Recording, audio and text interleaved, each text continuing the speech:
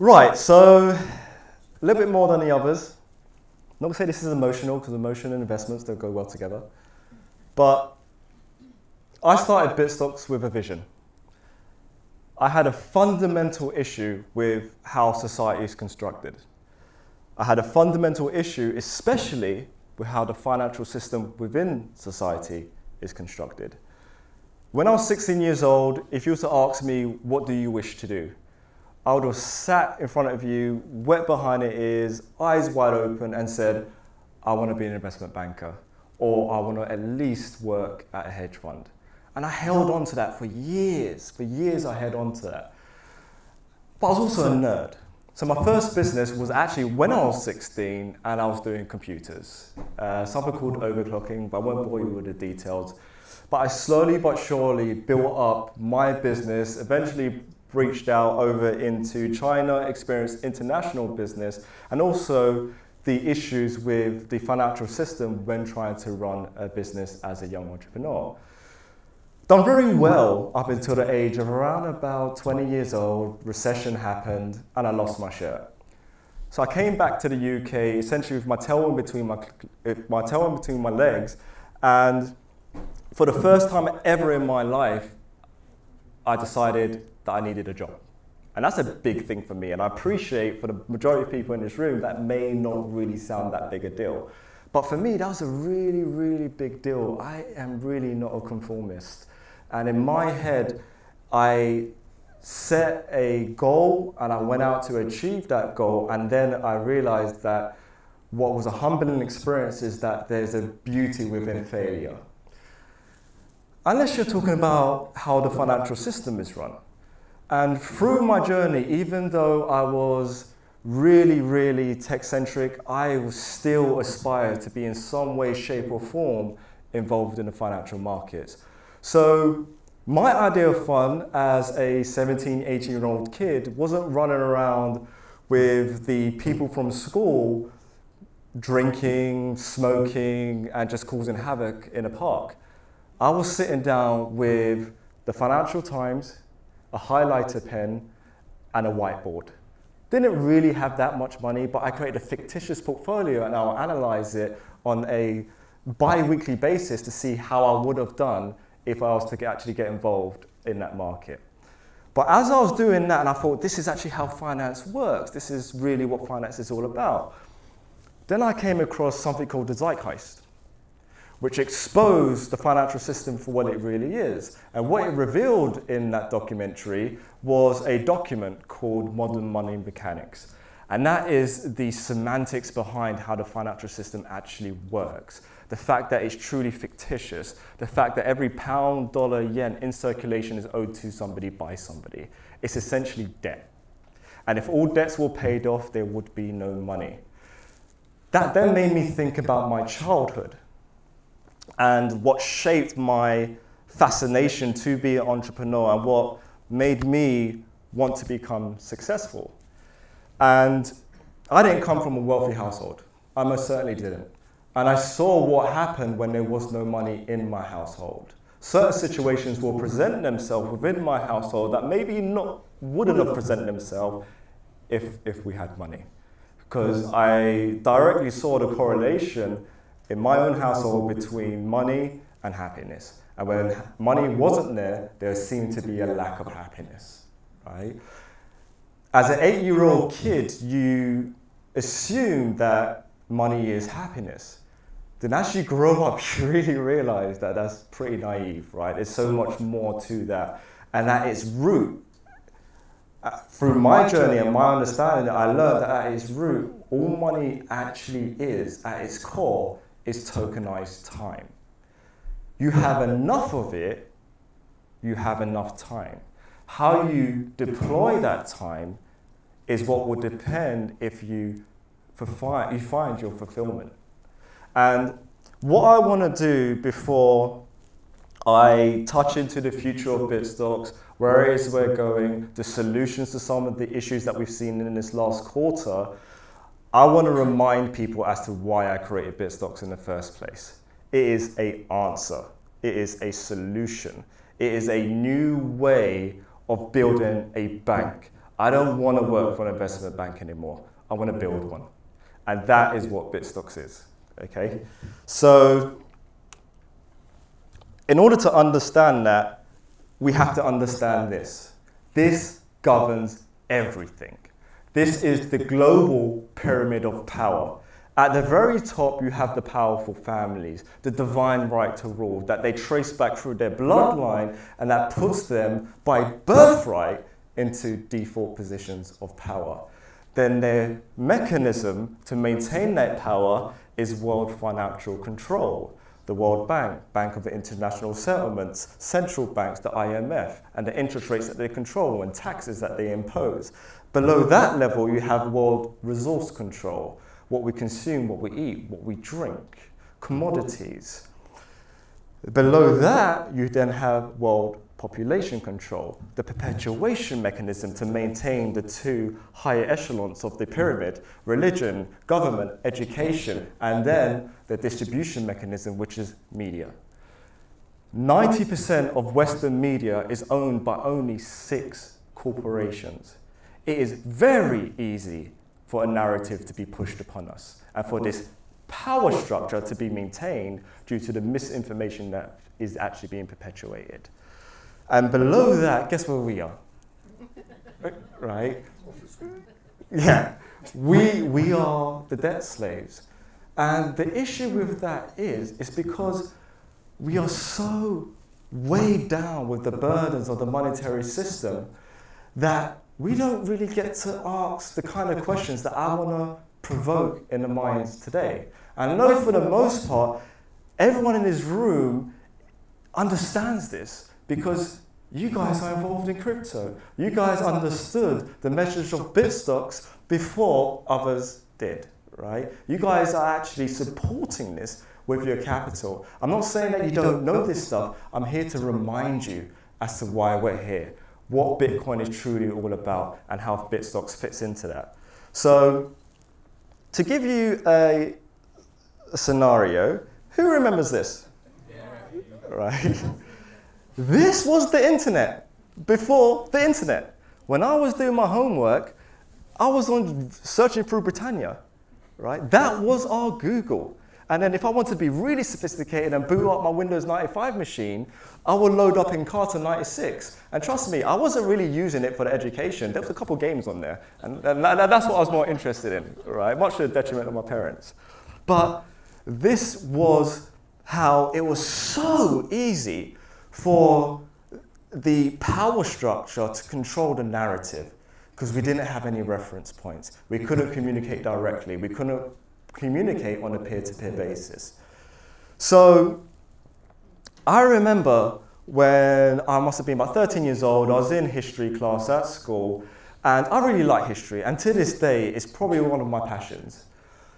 But one thing that I could never accept was essentially what my teacher was telling me and what was written in these history books. Because is this genuinely history or is this his story? And what I mean by that is the majority of our history is written by the victor. If there is a conflict, the person who won the conflict got the right to write what the events were and how they transpired. And then that is what's then perpetuated to us as fact. And the reason why I worked this out as a kid wasn't because I was some super genius. I've been involved in conflicts on the playground. And if I go home and my dad asks me, what happened, right? If I was the antagonist, there's no way I'm telling my dad I was the antagonist. I'm sorry, I'm changing history. It's now his story, right?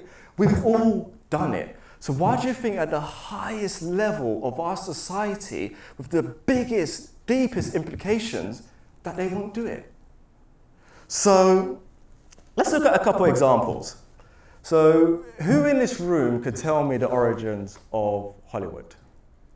And I'm sure this is not a trick question, because if you type it in Google, it gives you a wrong answer. Please. Hollywood was a housing development. They put the sign up as advertising in each state. Absolutely. So very, very similar story like that comes up when I put that question into Google. So I said, Google, what's the origins of Hollywood? And what Google comes out with is the history of Hollywood, California. Hollywood was established in 1853 with a single adobe hut on a land outside Los Angeles. Growing crops was so successful that by 1870, Hollywood became a thriving agricultural community. This was the first official document with the name Hollywood printed on it. That sounds nice, very warm, fuzzy, humble. But history or history? So I had to look a little bit deeper. And when I looked a little bit deeper, I realized I have to talk about the Druids. And a Druid was a member of the high-ranking professional class in ancient Celtic cultures. While perhaps best remembered as religious leaders, there were also legal authorities, adjudicators, lawkeepers, medical professionals, and political advisors. So how does that transpire into Hollywood? Well, the truth is, the Druids were also tree worshippers, especially the oak. The holly was their most sacred symbol because it was sacred to Mother Holly, or Hel, the Norse goddess of the underworld. Thus we have Holly or Hollywood, Hellwood, the place of magic. So in ancient Nordic traditions, the sorcerer's wand will be made from the wood of a holly tree. A sorcerer's role was to cast spells. Hollywood's role in our society is to cast mass spells on our social consciousness. So, history or history, let's look at an example. J.K. Rowling knew this. In 1990, she said that I gave Harry a wand made of Hollywood back in 1990 when I first drafted Chapter 6 of the Philosopher's Stone. It was not an arbitrary decision, meaning it is incredibly deliberate. Holly has certain connotations that were a perfect fit for Harry. Maybe coincidence. So this I actually had to deal with for the majority of my life. I've been on this journey for about 15 years. For about at least 7 and 8 of those, everyone assumed that I need to be wearing one of those, right? So let me give you a couple more examples before you think I'm like way too far out here, man. I thought we're here to talk about Bitcoin and our portfolio. I assure you, this all ties in. So let's look at some examples. So, Fight Club, the last scene in Fight Club, a movie made in 1999, you have in the final scene the Twin Towers collapsing as they're looking out on the horizon. So, maybe a coincidence, but then let's look at another example. In 1999, you had the movie The Matrix, and in this scene when Neo's mouth was essentially smelting, that's not really that significant, but what was significant, what was then showed around this scene by the agent was his passport. And on his passport, you could see September 11th, 2001. Again, a movie that was made in 1999. Again, coincidence? Let's look at another example. Now a movie made in 1985, Back to the Future. And in this scene in Back to the Future, you have Twin Pines Mall. And not necessarily anything too suspect here, apart from the fact that it's Twin Towers there. Well, let's rotate the image. And if you rotate the image, you can see that the time of 1:16 is actually indicating 9/11. Again, maybe just a coincidence. But then what happens after Marty actually gets to the mall is there's a terrorist attack. And that terrorist attack was orchestrated by Muslim terrorists. And after the terrorist attack, the scene then flips. And the Twin Pines Mall, all of a sudden, is no longer called Twin Pines Mall. It's now all of a sudden become the Lone Pines Mall. And what you have is, in the replacement of the Twin Towers, is a single tower has been erected, the Lone Tower, in replacement of the Twin Towers. 1985, this was actually out there. And if that still doesn't spark, is this history or his story, then let's look at an actual example of a card game, an Illuminati card game in the 1980s, and this was two of the cards in a deck.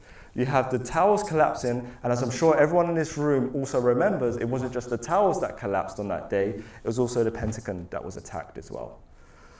So again, I ask, history or his story? And this is the issue, is that with this construct of how society is orchestrated, who has got the time to do what I've done? Like, who's really that sad in this society to be sitting down and be working out where does Hollywood really originate from, and how does this piece into everything else, and what else are they lying to us about? Is the monetary system a distraction mechanism?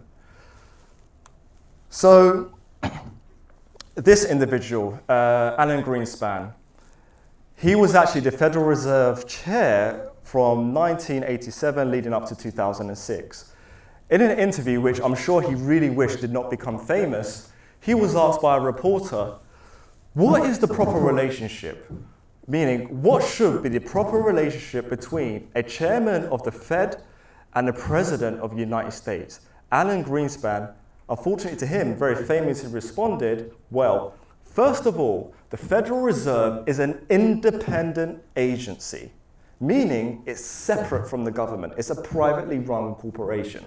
And that means that there is no other agency of government which can overrule actions that we take.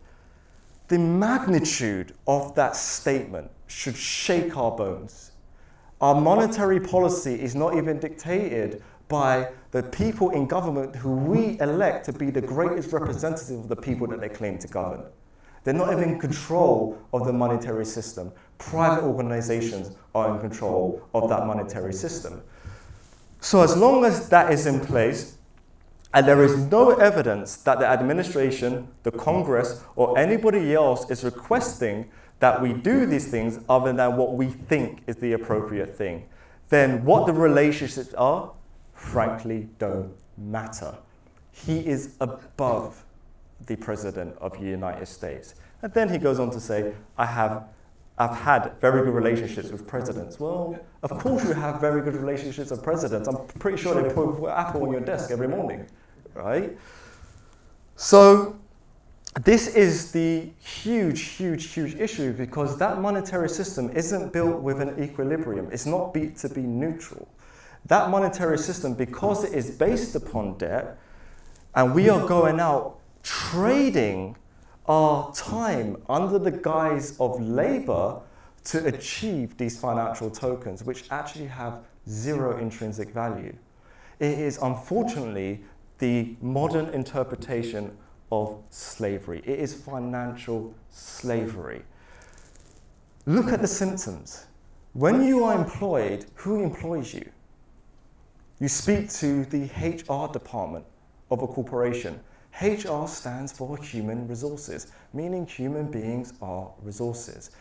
And then you're going out and trading on time under the guise of labor for these financial tokens, and then perpetuated through the world population control mechanism, being religion, government, and education and media, is that they indoctrinate us to believe that we go through this financial system, and the only time that you can actually have sovereignty freedom is post-retirement age. In the UK, it's meant to be 55 years plus. You look at the statistics, it's a lot closer to 70 years. But now we're too old to really appreciate the freedom that we've now gleaned.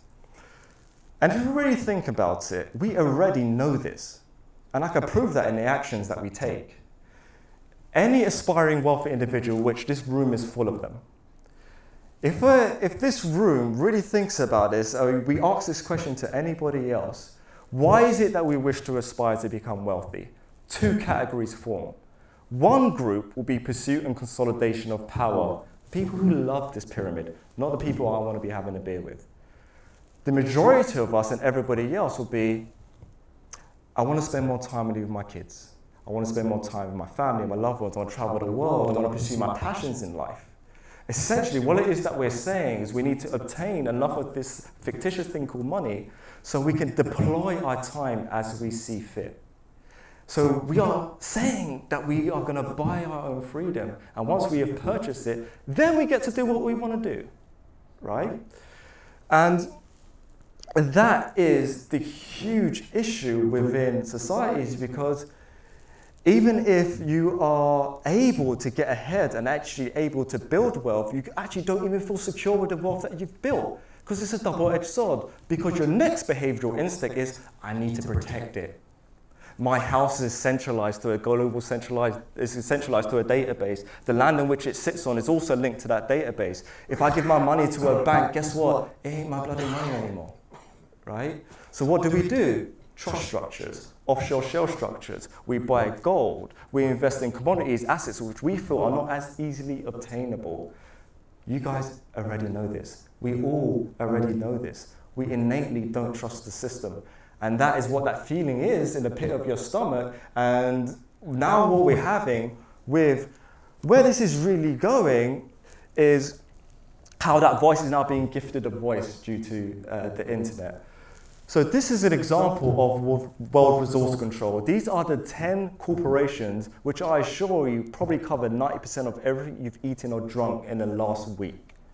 10 corporations own the majority of all the food brands, and these are the corporates. So this structure has maintained its monopoly due to absolutely nailing every single one of these components and having complete control over these components, and predominantly it's a distribution mechanism. If it wasn't for the distribution mechanism being world population control, the rest of the system really would fall. And the first gauntlet, the first huge chunk that got laid down in that armor was the internet. The internet was the first ring of sovereignty. The internet allowed us to circumvent this hierarchical corporate structure and these organizations, and allowed us to communicate on a peer-to-peer basis. If I don't trust the narrative, the public narrative of what happened in 9/11, I can reach out to someone who may have actually been witness to what happened in 9/11.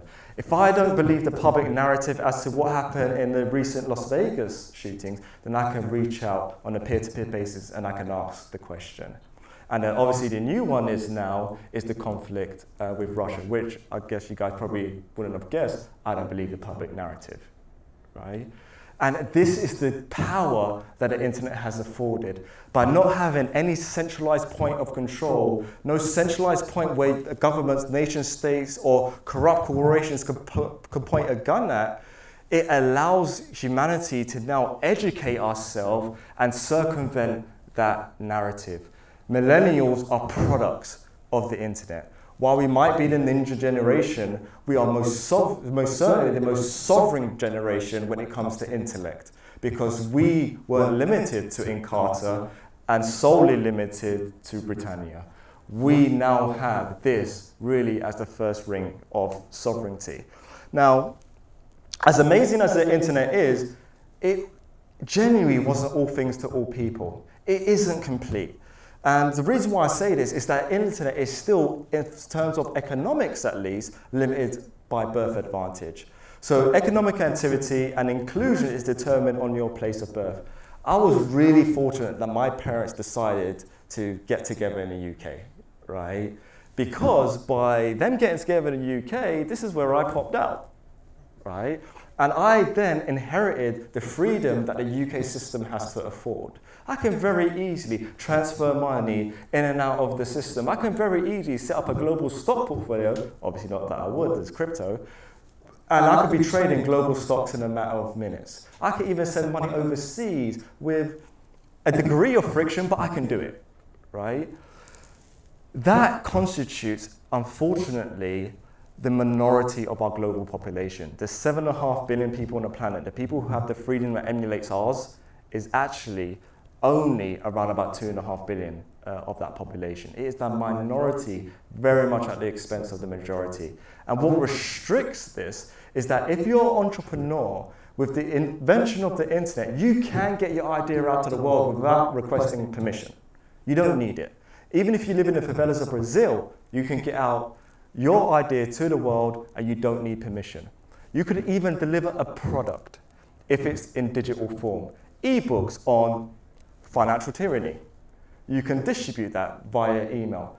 What you can't do is send and receive value. Because in order to send and receive value, what you require is to pass AML KYC. Passport utility bill. Well, the majority of people, just due to birthright, cannot place and provide that information. Therefore, they are alienated. And these people can't trade. So they are really under the full weight of that financial period, a global period of control. because they can't even compete. And intellect is no longer monopolized. That is decentralized. That doesn't mean that they're not educated. Some of these people are far more educated than all of us in this room, myself most certainly included, but yet they can't trade. So when we're talking about permission, we're talking about permission ultimately from these corporates. And in the foyer, I was actually having a couple of conversations with a few individuals about their experiences that they have had with these companies. So when it is that we want to engage in commerce over the internet, we have to request permission from financial institutions, PayPal, WorldPay, and banks, who essentially determine your fee based on your risk profile as a business. So they want to know the nature of your business, they want to know what products or services it is that you offer, then naturally they want to know who you then offer them to, right? And then you need to factor in that even if you are granted that permission, every 1 in 100 transactions will be subject to a chargeback. If that goes to 2 or 3 in 100, then they will actually revoke access and it will revoke your account. So the system is just really, really not conducive to be able to build on the internet. And the reason why that is that I don't care if it's PayPal, WorldPay, Apple Pay, Google Pay. I don't care what fancy wrapper they wrap the turd in. That's technology that was invented 70 years ago with the Diners Club. The internet wasn't even a figment of our imagination 70 years ago, which is why innately it does not work. It means that companies need to pool all of this financial data, this sensitive financial data, and store it on centralized databases and servers, which is wonderful for a hacker. You put all of the sensitive stuff in one spot. I just need to attack that one spot, which is why time and time again, these companies are being breached and this information is sold on the internet. And before you know it, you're chilling, watching EastEnders, enjoying a cup of tea in your slippers, and somehow you get a phone call from your bank asking you if you bought 2 bottles of Dom Perignon in a Las Vegas casino, right? It's because fundamentally this technology does not work. So corporations are frustrated by this technology as well, because bear in mind, I said 7.5 billion people on the planet. These corporations therefore can only trade with essentially 2.5 billion of those, which completely stifles the economic reach of the internet today. Businesses want to trade. They're not necessarily interested in all the politics. They want to trade. The more people that can trade, that means more to their bottom line. So if we can create a system where the other 5 billion people can trade, businesses are super excited about this, as opposed to what they're experiencing right now. That bottle symbolizes the internet. The body of the bottle symbolizes the internet, and the companies within that bottle are the companies that are trying to really glean the freedom and the benefits of what the internet has to afford. The funnel is the restrictive process imposed on the internet by these financial companies, PayPal, your WorldPays, and the like. So that means you just can't build a business to be truly global because you're limited by those who you can serve in the forms of credit or debit card or PayPal payments. This individual worked that out. In 1999, the late Milton Friedman, who was an economist and a Nobel Prize winner, an absolute genius of his time, he actually famously said the one thing that is still missing, but that will soon be developed, is a reliable e-cash. A method whereby on the internet you could transfer value from A to B without B knowing A or A knowing B.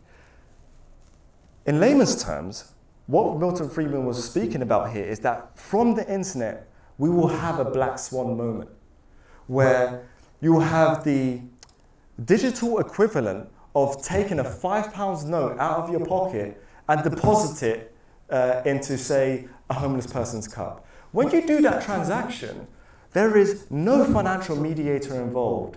You don't know that person doesn't know you. But yet, you've just gifted value completely anonymously without any mediation. Milton Friedman predicted accurately that we'll be able to simulate that type of cash transaction over the internet. And that is genuinely what created the missing piece to this protocol puzzle that is the internet. So these are all the underlying protocols. I know everyone here is a Bitstocks client, so you guys will be very familiar with this diagram here. But the internet was finally completed when money joined the protocol puzzle. And that is what Bitcoin is. And these tokens that we can trade as monetary units, because they can simulate digital cash, also have a plethora of different use cases. And that really is not the chink on the armor, that is chopping off the arms, the legs, and eventually the head of the traditional financial system. And that really is what completes this, because we no longer now need to worry about human beings being put into positions of power and then providing very loose regulation to prevent them of abusing that power. We no longer need a system of trust. We now have a system that doesn't require you to trust. As long as you can have faith that 1 + 1 = 2, you can trust cryptography. It really is as simple as that. And the byproduct of having that system means financial neutrality, it means genuine sovereignty, and it means having a permissionless system and a borderless system. The default mechanism of what Bitcoin gifted to the world is genuine sovereignty. For the first time ever, what you own is what you own, without question. And that is an incredibly powerful concept. And that is genuinely now why I created Bitstocks.